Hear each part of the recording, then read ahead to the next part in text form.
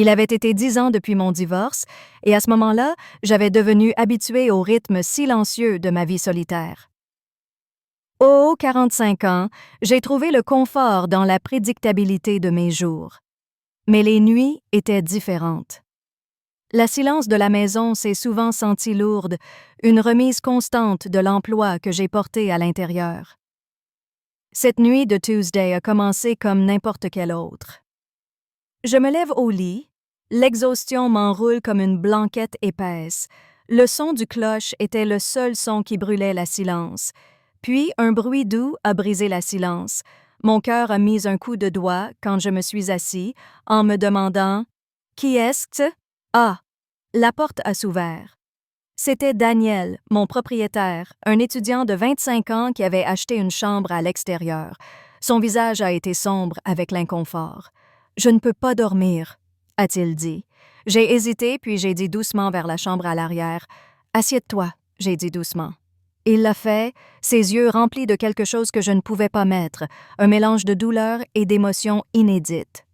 À la fin de la nuit, nous avons parlé doucement, pas à propos de quelque chose d'important, juste de la vie, de la solitude et des choses auxquelles nous n'avons rarement admis aux autres.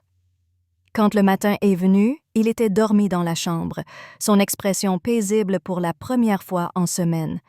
J'ai dormi, m'occupant de la cuisine avec des pancakes et de l'eau, en essayant de calmer la tempête d'émotions à l'intérieur de moi. Mais quand Daniel est entré, son regard a été différent, plus cher, plus intense. Il m'a regardé de près, comme s'il étudiait chaque mouvement. Le déjeuner s'est passé en silence, mais l'air entre nous a été lourd, chargé de quelque chose d'inconnu. Les jours qui suivent se sont mélangés. Des coups à la nuit, des conversations dans le noir, un lien qui se développe qu'aucun d'entre nous n'aurait pu ignorer. Un soir, il a finalement dit les mots qui s'étaient enregistrés sans parler entre nous. Je ne sais pas pourquoi, mais être autour de toi se sent différent, comme si tu étais le seul à m'entendre. Ces mots m'ont frappé plus fort que ce que j'attendais. Je ne savais pas ce que dire. Je ne savais pas comment naviguer la fine ligne entre le confort et quelque chose de plus profond. J'ai dit à moi-même de garder la distance, mais à chaque fois que j'ai essayé, je me suis retrouvée attirée par la chaleur de son présence, par le rare sens de connexion que je n'avais pas ressenti pendant des années.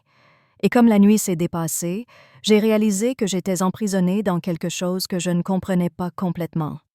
Un lien qui me changeait, me testait et me forçait à exprimer des sentiments que je n'étais pas prête à nommer. Les nuits suivantes se sont améliorées.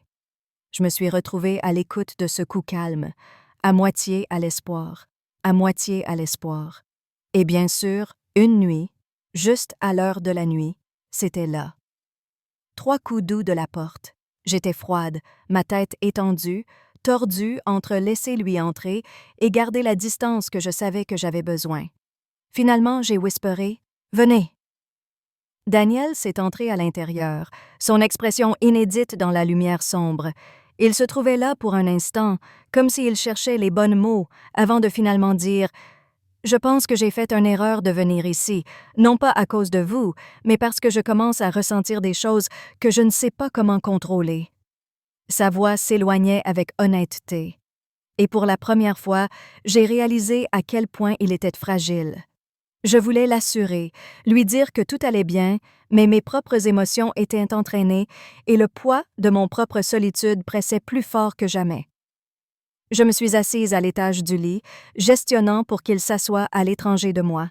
« Daniel, » j'ai dit doucement, « nous sommes tous perdus de notre propre façon, mais traverser certaines lignes nous permettra seulement de nous perdre encore plus. » Il a baissé son regard silencieux. La salle était épaisse avec des mots inédits, l'air chargé de tension.